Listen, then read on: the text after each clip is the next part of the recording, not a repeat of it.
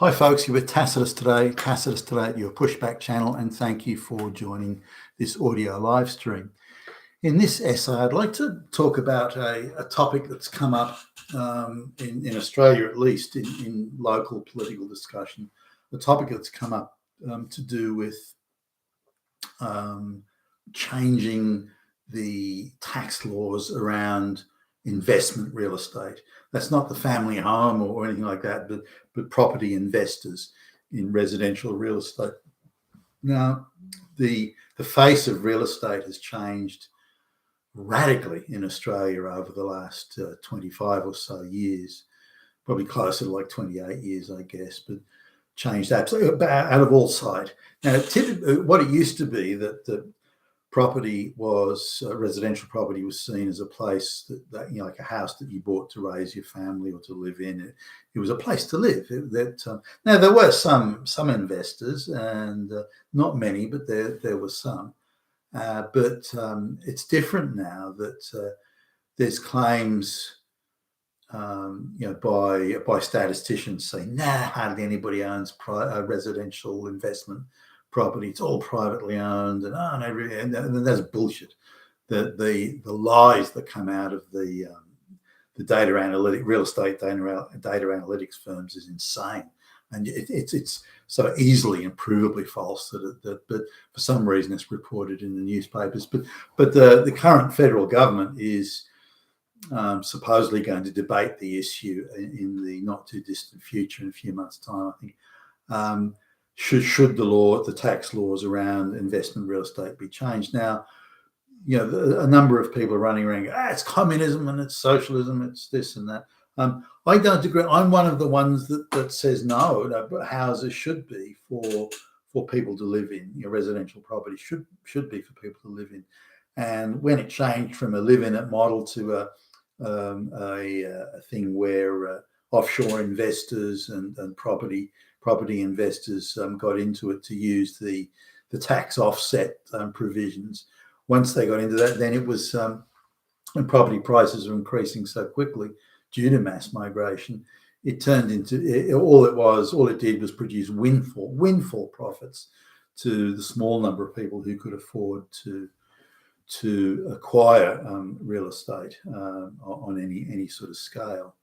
Now, we need to look at the scale of offshore buying. Now, the offshore buyers, Chinese and Indian, more Chinese, but Chinese and Indian and so on, they use various scams to do it. So because of the large number of immigrants from India and China that are here in Australia, for example, the offshore investor will use local people as nominees. So ostensibly they're the owners of the property. Really, they're not. It's the goon boy back in China that really owns it all.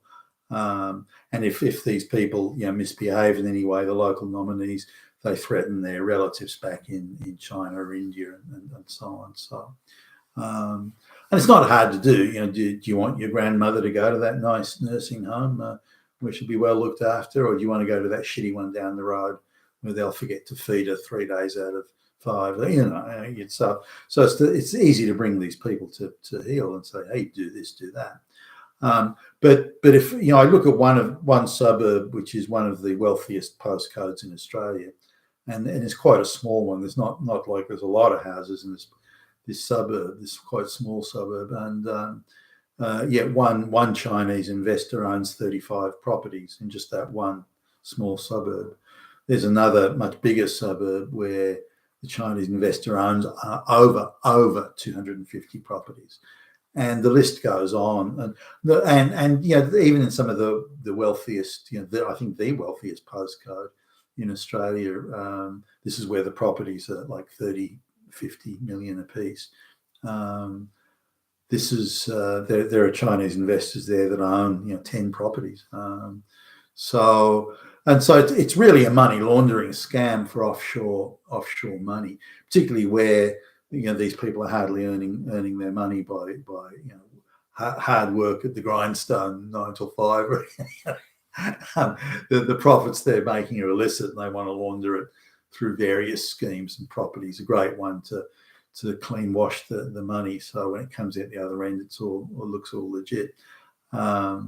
So offshore criminal syndicates, Russian mafia, you name it, they're all into it. And Western real estate has become a sort of a plaything of the international investment community. Now, also some local people are in on it. Now, the way the tax sort of system works is if you have a property where say your repayments are $100, for example, $100 a week on the property. You bought the property, borrowed money, it's $100 a week, but the rent you collect is only $50 a week. So that losing $50 plus any other on costs you have to pay, any property tax or something, that loss you make, you can directly write it off against tax that you owe from other income. So let's suppose you earn other income, and it's got to be reliable income, and you make $50 bucks, you have to pay $50 a week in tax on your other income.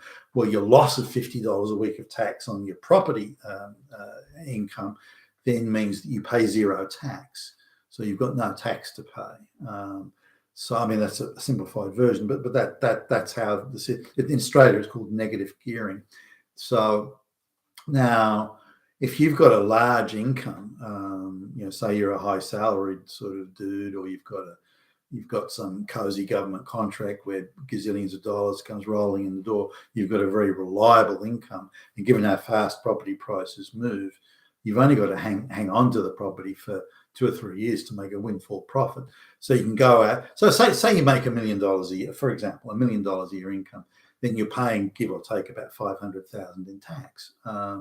So if you acquire a number of properties, even if it's interest only or something like that, and your loss on that, the difference between the rent and what you have to pay on the loan is $500,000, then you don't pay any tax at all.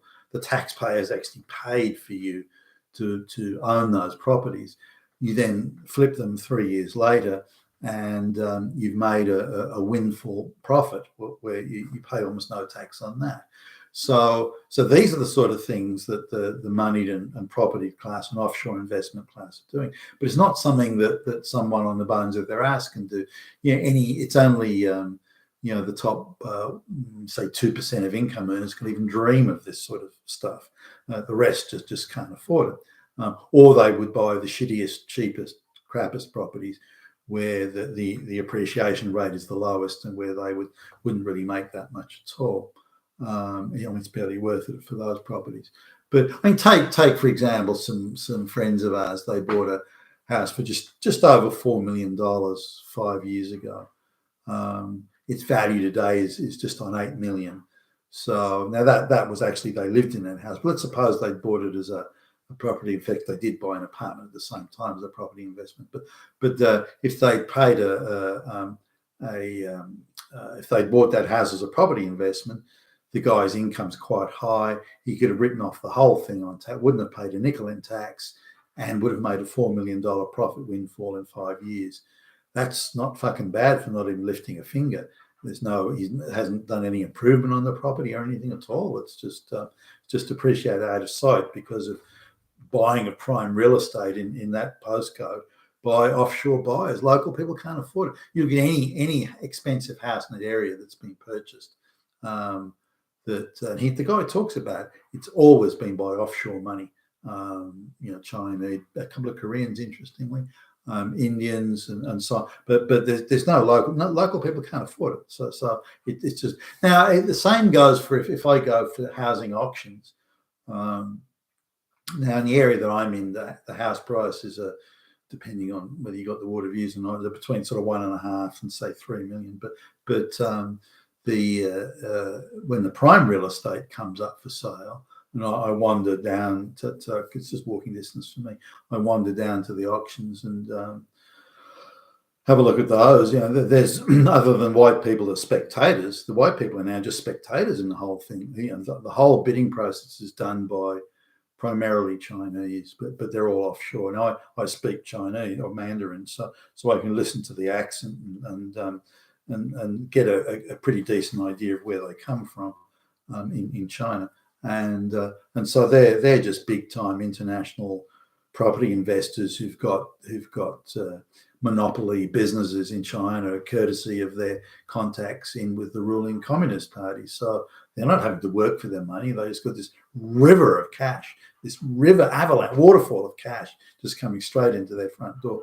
And they want to do something with it and have a nice bolt hole or something.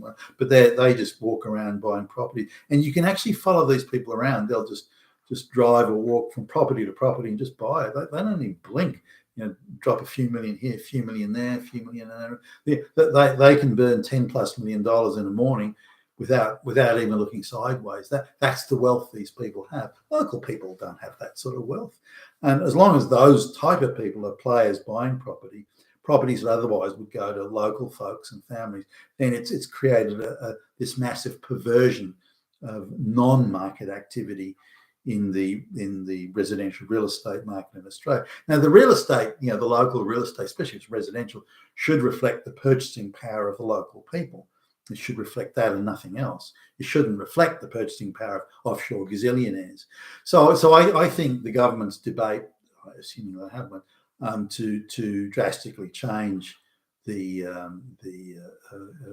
taxes and the laws about offshore people buying property should be drastically changed. Now, a lot of these offshore investors use local nominees, as I mentioned earlier on, but they've got unemployed people or gardeners or cleaners or broom, people pushing brooms or so, who incredibly are able to buy five multi-million-dollar properties a piece. So this sort of thing needs to be investigated. And, hey, where's the money coming from to do this, buddy? So there needs to be a real crackdown on offshore investment and the amount of property someone can have. If somebody wants to buy some property, they got a couple of kids or something like that, they want to buy some investment properties for the kids. Hey, I've got no problem with that. Nothing wrong with that at all. Go right ahead. And so the investment should be limited, in my view. Real estate property investment should be limited to local people, and there should be a cap on how many houses you can buy. We can do this tax write-off scam thing, and outside of that, then there should be a limit on it. Outside of those two houses, you get no tax breaks at all. In fact, if anything, you're going to get a higher tax. If an offshore investor wants to buy property, hey, that's fine. But you've got to pay a 50% tax on when you sell it, or you can't sell it for any more than you paid for it, and this sort of thing. Those sort of things are very, very much needed to bring the residential real estate back to reflect the purchasing power of the local citizenry. And there's nothing wrong with that, and that's hardly communist. But some are screaming that it is communist. I assume they've got large property portfolios, but only a very small number of people can afford a property portfolio, and so it's just making the already wealthy much wealthier without contributing anything to the society or the taxes collected or to the betterment of the neighbourhood or anything like that. So I hope it goes ahead. I'm one of the few there that does. But you've been with Tasteless today at your Pushback channel. Thank you for listening.